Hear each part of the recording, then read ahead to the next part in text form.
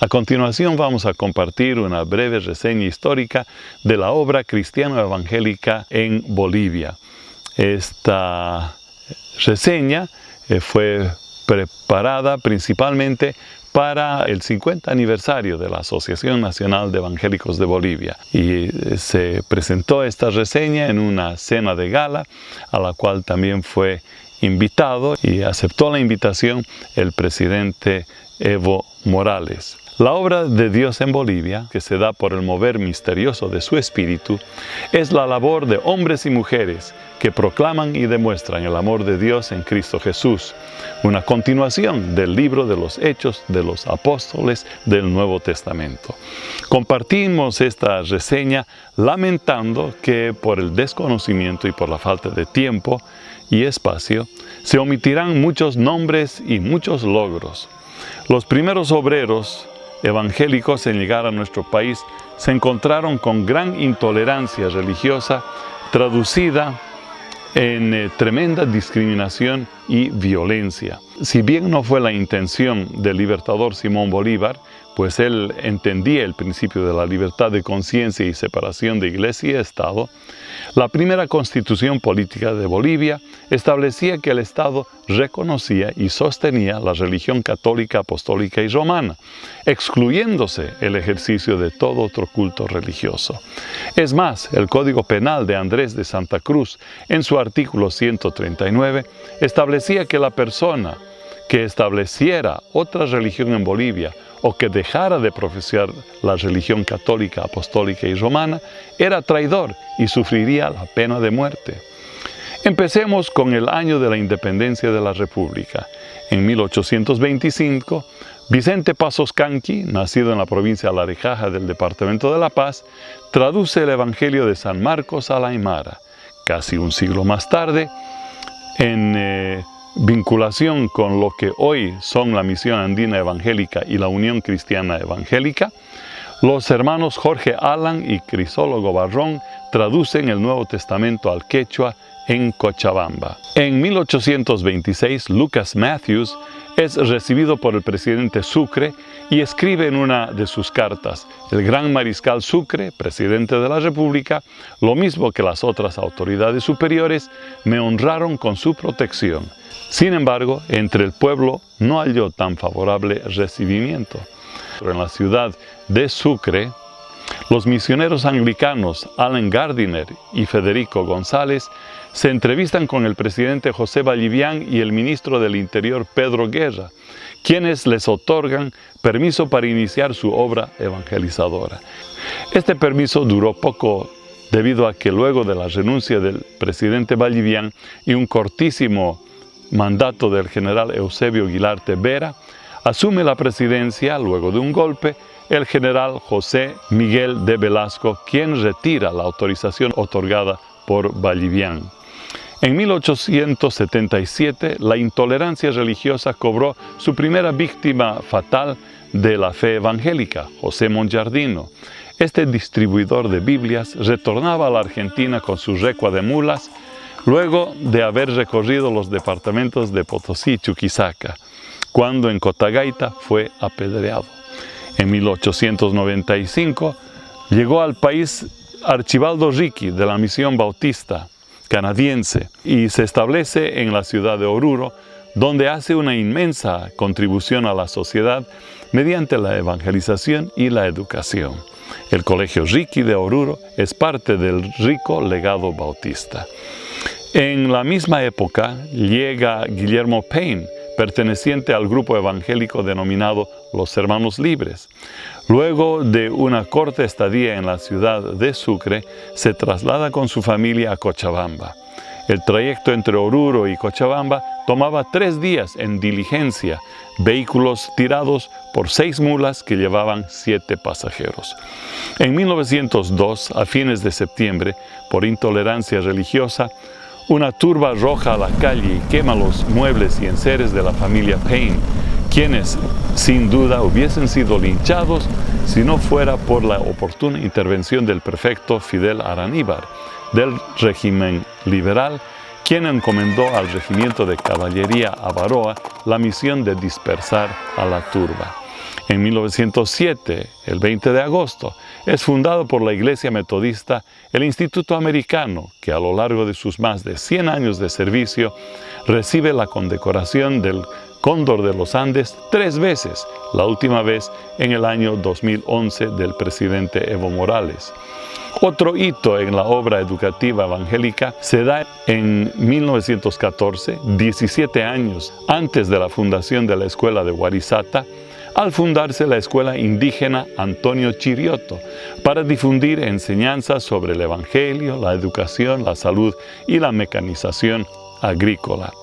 El 1 de octubre de 1920, la Misión Bautista Canadiense asume la responsabilidad de la administración de la propiedad de la hacienda de Guatajata a orillas del lago Titicaca y comienza a buscar la manera de transferir títulos de propiedad a los 275 colonos, lo cual se da el 24 de septiembre de 1942, aplicándose por los bautistas la primera reforma agraria 10 años antes de decretarse la reforma agraria en todo el país.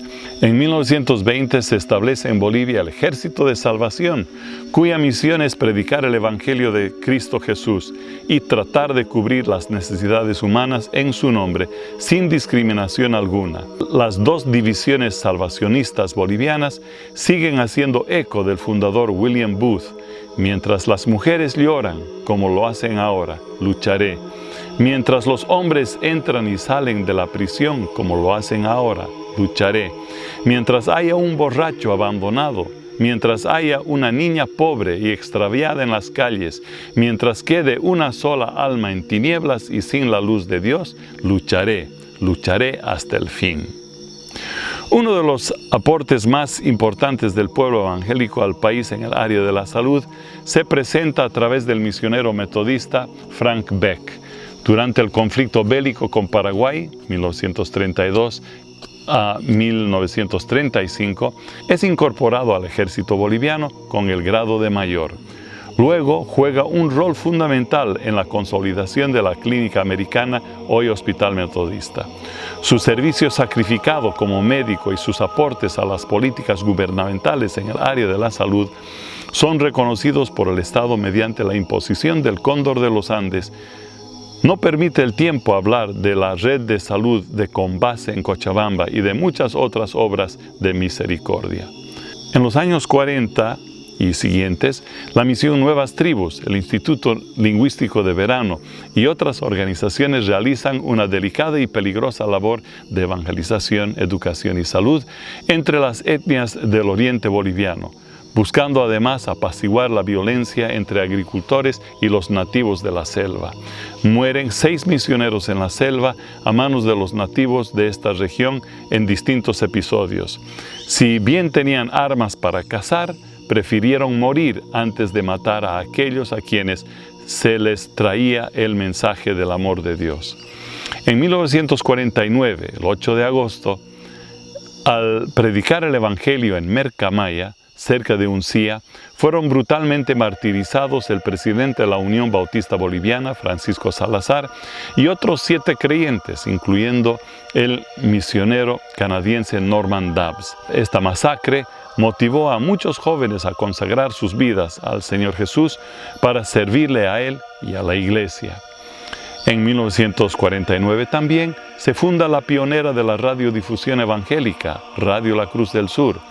Es conferida la condecoración del Cóndor de los Andes en el grado de oficial el 11 de enero del año 2000. La segunda emisora cristiano-evangélica en fundarse fue Radio Caranavi, por la Liga de Oración en Misión Mundial, una misión luterana.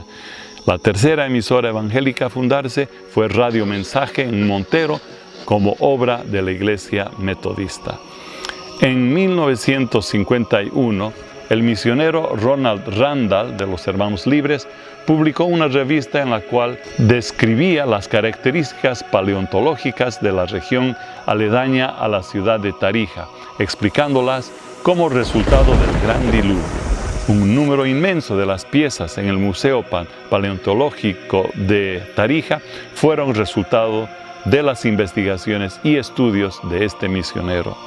En 1957, el misionero metodista Murray Dixon inicia las actividades del proyecto Heifer en Bolivia, el cual contribuyó a la seguridad alimentaria y a mitigar la pobreza y el hambre de muchas familias y comunidades.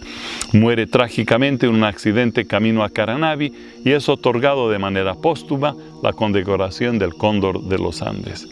También en 1957 tiene su inicio la Comisión de Alfabetización y Literatura en Aymara, con un impacto importante entre las comunidades aymaras de todo el occidente boliviano, ministerio que hasta hoy sigue editando, imprimiendo y distribuyendo material cristiano tanto en español como en aymara. El producto bandera es el ya famoso himnario Cala. En la década de los 60, durante un tiempo de crecimiento significativo del pueblo cristiano evangélico, se fundan las asociaciones de Iglesias Evangélicas Unidas tanto en Cochabamba como en La Paz, al igual que la Asociación Nacional de Evangélicos de Bolivia, cuyas bodas de oro se celebraron con la presencia del presidente Evo Morales el 31 de octubre del 2016. En 1972, Julio César Ruibal, habiéndose convertido a Jesucristo en los Estados Unidos, llega a Bolivia y comienza a predicar el Evangelio acompañado de milagros. Su ministerio tiene un impacto nacional e internacional. Su vida es cegada en Colombia por narcotraficantes. El avivamiento espiritual da a luz a varias congregaciones, siendo la más conocida la Iglesia Eclesia. En 1974, el 3 de septiembre, fue constituida en Cochabamba la Sociedad Bíblica Boliviana. El pastor bautista, reverendo Jaime Goitia, fue el impulsor principal. En 1979, recibe la condecoración del Cóndor de los Andes en el grado de comendador por los servicios prestados a la nación. Hoy existen otras instituciones como los Gedeones y muchas librerías evangélicas que distribuyen las Sagradas Escrituras. Fue en esta época que se dieron las primeras intenciones en la creación de una asociación de militares y policías cristianos. En 1980, el 13 de agosto, fue fundada la Universidad Evangélica Boliviana por la doctora Meredith Shaflem. La UEB fue la primera universidad privada del país. Además, abre el primer canal de televisión cristiano evangélico.